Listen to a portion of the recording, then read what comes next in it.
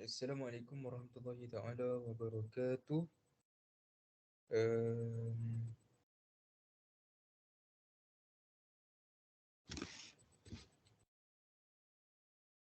okay, Bismillahirrahmanirrahim.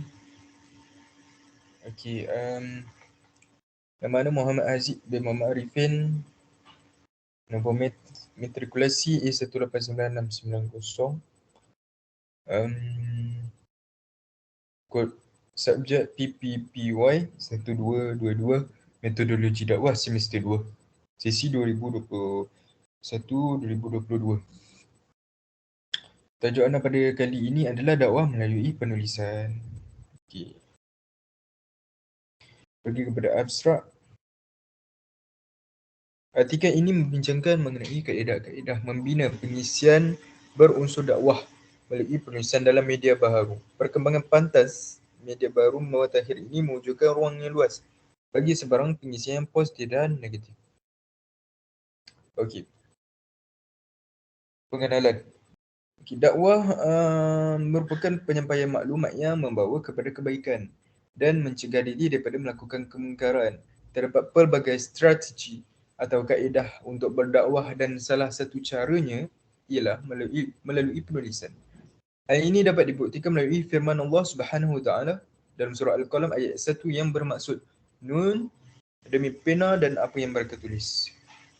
Berdasarkan potongan ayat tersebut, jelas membuktikan bahawa sesuatu dakwah itu boleh juga dilakukan melalui penulisan dan bukan hanya terikat kepada kaedah pengucapan lisan semata-mata.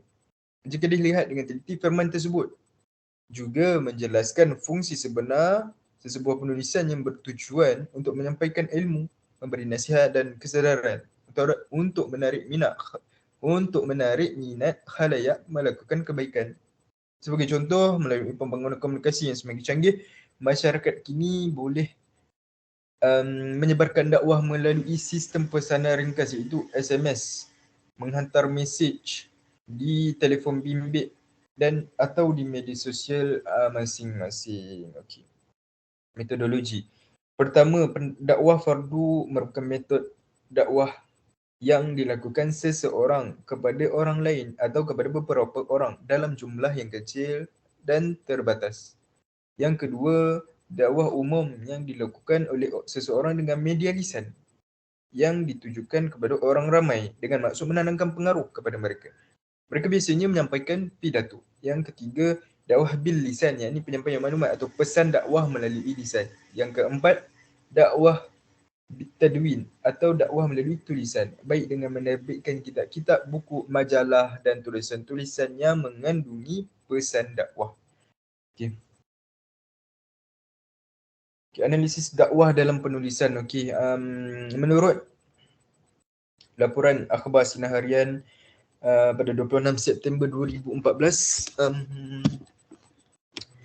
rakyat Malaysia menghabiskan masa antara 3 hingga 5 jam sehari di alam cyber dengan 58% daripada mereka melayari laman media sosial melalui telefon pintar di mana sahaja mereka berada. Jadi tambahan laporan tersebut juga seiring dengan laba pelbagai gadget canggih dalam pasaran seperti telefon pintar, iPhone, iPad, laptop, tablet dan sebagainya, serta kemampuan kos beli orang ramai, bilangan pengguna internet juga akan terus meningkat kepada 25 juta orang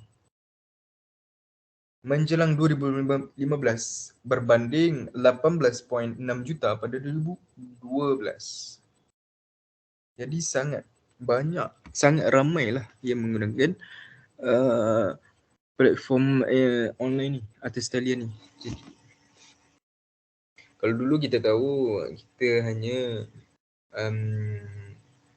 membaca media, melihat media melalui akhbar-akhbar, melalui majalah, buku, radio dan televisyen. Tetapi zaman sekarang banyak kemudahan akses atau banyak kemudahan platform yang kita boleh guna. Contoh seperti WhatsApp, Facebook, Telegram, Twitter dan seumpamanya lah.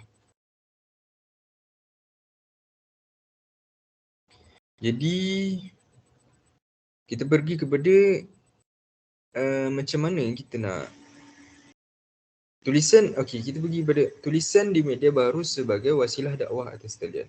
Okey. Perisian atas talian seperti Facebook, WhatsApp, WeChat, Twitter dan terbaru Telegram menjadi tumpuan bagi setiap pengguna gadget yang mempunyai akses kepada internet. Ini adalah alat komunikasi yang pantas dan percuma berbanding dengan SMS yang mempunyai kos charge oleh syarikat telekomunikasi. Okey, hampir kesemua perisian komunikasi atas talian tersebut menggunakan tulisan yang memudahkan manusia menulis bagi berfungsi melainkan aplikasi yang menggunakan audiovisual seperti YouTube dan Instagram. Jadi menjadi kesemua umat Islam adalah ditaklifkan sebagai pendakwah sekaligus mereka juga adalah pengguna alat komunikasi, internet dan aplikasi atas talian yang pelbagai itu, maka secara langsung maupun tidak langsung peranan mereka sebagai pendakwah yang mengisi ruang interaksi atas talian tersebut perlu dilaksanakan. Tiada lagi istilah penulis dakwah secara khusus. Sebagaimana pendakwah yang menulis di akhbar, majalah dan medium konvensional seumpama kerana kini sesiapa sahaja boleh menulis dan menerbitkannya bagi dibaca oleh masyarakat atas talian. Justru sebagai seorang Muslim yang juga berada di atas talian, bagi komunikasi dan berkongsi adalah penting bagi mereka menguasai dan memahami kaedah-kaedah terbaik dalam penulisan sama ada bagi berkomunikasi atau berkongsi bahan-bahan dakwah. Ciri-ciri tulisan yang berpengaruh melalui perspektif psikologi. Yang pertama, penulisan yang mempunyai pengaruh maklumat. Yang kedua, penulisan yang mempunyai pengaruh rujukan. Yang ketiga, penulisan yang mempunyai pengaruh kepakaran. Yang keempat, penulisan yang mempunyai pengaruh kuasa sah. Yang kelima, penulisan yang mempunyai pengaruh ganjaran dan ancaman. Okay. Kaedah dan ciri bentuk dan isi penulisan dakwah yang berpengaruh. Pastikan tulisan dalam bahasa Melayu tinggi dengan sistem ejaan yang penuh dan penggunaan tanda baca yang betul. Yang kedua, satu ayat tidak melebihi 12 patah perkataan atau dalam bentuk perenggan. Jika berbentuk rencana, yang ketiga, jika berbentuk rencana, tazkirah atau perkongsian sesuatu fakta dan maklumat ringkas, disyorkan, ditulis dalam 500 patah perkataan sahaja atau kurang. Dengan kadar bacaan kurang 5 minit. Jika terlalu panjang, akan mengurangkan daya tarikan bagi maklumat. Okey. Jadi kesimpulan di sini, dakwah bil kitabah atau dakwah melalui penulisan di media baru adalah satu cabang yang berkembang pesat sesuai dengan kepesatan teknologi gadget, tab, iPad dan seumpama di pasaran selain daya akses internet yang semakin meluas dan murah. Ini bermaksud ruang bagi mesej-mesej Islam mengimbangi pengisian negatif di internet juga semakin meningkat. Jadi semoga dengan penulisan yang kita yang pendakwah buat di media sosial, di platform di platform atas talian, di alat komunikasi seperti WhatsApp, Facebook, Twitter, Telegram tersebut, moga dapat menyampaikan dakwah dengan lebih mudah dan lebih senang supaya masyarakat atas talian lebih mengetahui tentang Islam, tentang